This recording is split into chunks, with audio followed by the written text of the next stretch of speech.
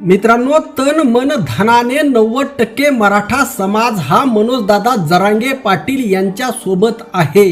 परंतु मित्रांनो, 90% मराठा समाज जरी मनोज जरांगे पाटील यांच्या सोबत असला तरी 10% समाज असा विचार करत आहे.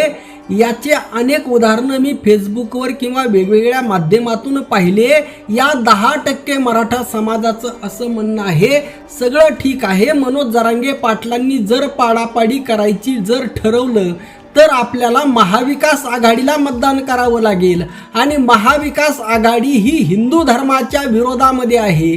मग अशामध्ये हिंदू धर्माच्या समर्थनार्थ असणारा भारतीय जनता पार्टी, मग नेमकं आपण काय करायचं हा विचार काही 10% बांधवांच्या मनामध्ये येत आहे. आणि अगदी तशीच आजची ही कॉमेंट आहे, त्याचं अगदी समर्पक उत्तर मी तुम्हाला देणार आहे. अत्यंत व्हिडिओ महत्त्वाचा आहे आणि उत्तर सुद्धा त्याहून तितकंच अधिक महत्त्वाचं आहे. मित्रांनो, उदाहरणार्थ तुम्ही एखाद्या गावामध्ये राहता, एखाद्या गावामध्ये तुम्ही राहत असताना सर्व जाती धर्माचे लोक असतात. उदाहरण म्हणून समजून घ्या, उदाहरणार्थ त्या गावामध्ये फक्त हिंदू आहेत आणि वेगवेगळ्या जातीचे लोक आहेत आणि त्या गावामध्ये काही कीर्तनकार आहेत, काही पुजारी आहेत, अशी वेगवेगळी माणसे राहतात. परंतु मित्रांनो, आता त्या सर्वांना तुम्ही हिंदू समजणार की काही लोक आहेत जे शेतकरी आहेत, कष्टकरी आहेत, काम करणारे आहेत, ते फक्त आपलं कामास काम मंदिरात पाया पडतात, बाकी त्यांना धर्माचं मंदिराचं त्याचं काही देणं घेणं नसतं. ज्या वेळेस त्यांची बारी येईल त्यावेळेस वर्गणी वगैरे ते देतात आणि आपल्या कामापुरता देवदेव करतात आणि बाकी आपल्या संसारात दररोजच्या कामामध्ये रममाण असतात. आणि अशा वेळी त्या गावामध्ये जर निवडणूक झाली, मग निवडणुकीमध्ये एखाद्या शेतकऱ्याने जर पॅनल टाकला जो कामास काम देवदेव करत आहे आणि एखाद्या पुजारी पंडित किंवा एखाद्या महाराजाने, एखाद्या कीर्तनकाराने पॅनल टाकला आणि त्यांनी मग जो शेतकरी आहे, जो कामास काम देवदेव करतो, त्याला हिंदू विरोधी समजायचं का? मित्रांनो, अशाच पद्धतीची काहीशी परिस्थिती राज्याच्या राजकारणामध्ये झाली आहे. महाविकास आघाडी, काँग्रेस किंवा राष्ट्रवादी किंवा उद्धव ठाकरे हे म्हणजे हिंदू धर्माच्या विरोधामध्ये आणि भारतीय जनता पार्टी म्हणजे हिंदू धर्माच्या समर्थनामध्ये आहे. अशा पद्धतीचं चित्र उभा करण्यामध्ये काही प्रमाणात भारतीय जनता पार्टी यशस्वी झालेली आहे. जो सर्वसामान्य शेतकरी आहे, ज्या वेळेस तो त्यांचे हक्क आणि अधिकार मागतो, ज्या वेळेस एखादा समाज त्यांचे हक्क आणि अधिकार मागतो, ज्या वेळेस मराठा समाज त्यांचे हक्क आणि अधिकार मागतो, त्यावेळेस तो समाज सुद्धा, तो शेतकरी सुद्धा भारतीय जनता पार्टीच्या दृष्टीने हिंदू विरोधी होतो. ठीक आहे, भारतीय जनता पार्टी सोडून इतर शेतकरी, कष्टकरी, सर्वसामान्य लोक, मराठा समाज आणि इतर काही समाज जे आपले हक्क आणि अधिकार मागतील ते हिंदू विरोधी आहेत. परंतु भारतीय जनता पार्टी हिंदू धर्माची समर्थक आहे का? हिंदू धर्मामध्ये हिंदू धर्माचा राजा म्हणून सर्वश्रेष्ठ स्थान हे छत्रपती शिवाजी महाराजांचं आहे आणि त्या छत्रपती शिवाजी महाराजांची आतापर्यंत कितीतरी वेळा बदनामी फक्त आणि फक्त भारतीय जनता पार्टीने केलेली आहे. ज्या राजाचं हिंदू धर्मामध्ये सर्वोच्च स्थान आहे, अशा छत्रपती शिवाजी महाराजांची बदनामी भारतीय जनता पार्टीने का केली?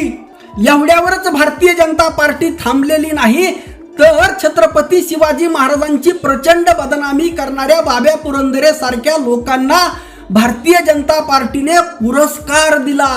एवढंच नाही तर छत्रपती शिवाजी महाराजांचा, संभाजी महाराजांचा खोटा इतिहास लिहिण्यामध्ये भारतीय जनता पार्टी आणि त्यांच्या विचारांचे लोक सामील आहेत.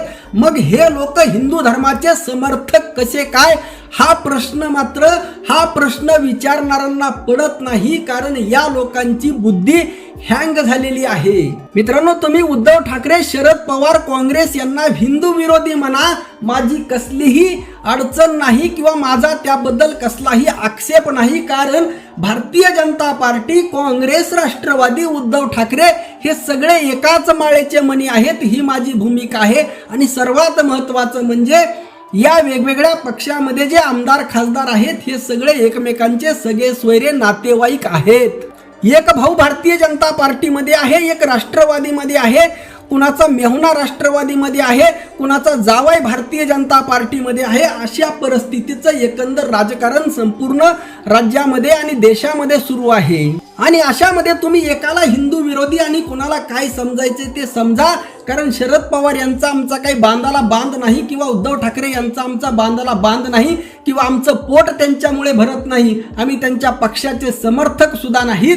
परंतु यांच्यापेक्षा जास्त हिंदू विरोधी कोण असेल तर ती भारतीय जनता पार्टी आहे, हे मात्र मी छाती ठोकपणे सांगू शकतो आणि पुराव्यासह सांगू शकतो.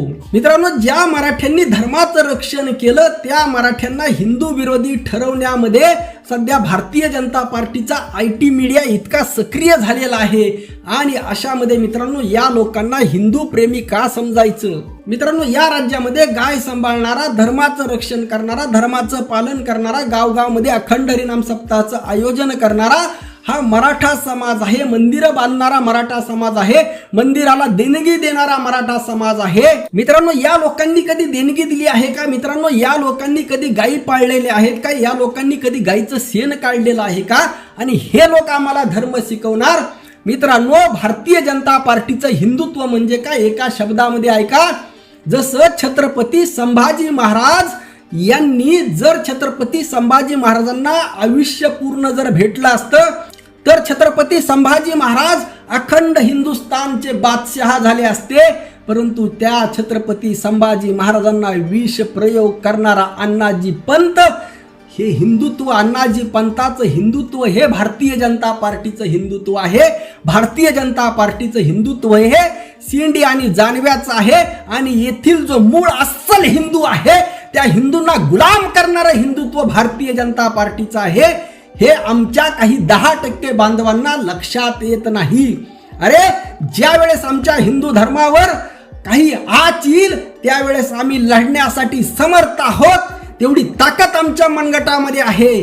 परंतु या भारतीय जनता पार्टीच्या हिंदुत्वाला आम्ही कधीही बळी पडणार नाहीत. कारण आमचं हिंदुत्व हे छत्रपती शिवाजी महाराजांचं, छत्रपती संभाजी महाराजांचं, जगद्गुरु श्री संत तुकाराम महाराजांचं हिंदुत्व आहे. हे लक्षात ठेवा. मित्रांनो, सांगण्यासारखं भरपूर आहे. ते समजण्यासाठी माझे मागचे व्हिडिओ पहा आणि येणाऱ्या काळातील व्हिडिओ पहा. रामकृष्ण हरी. जय जगद्गुरु, जय शिवराय, जय भीम.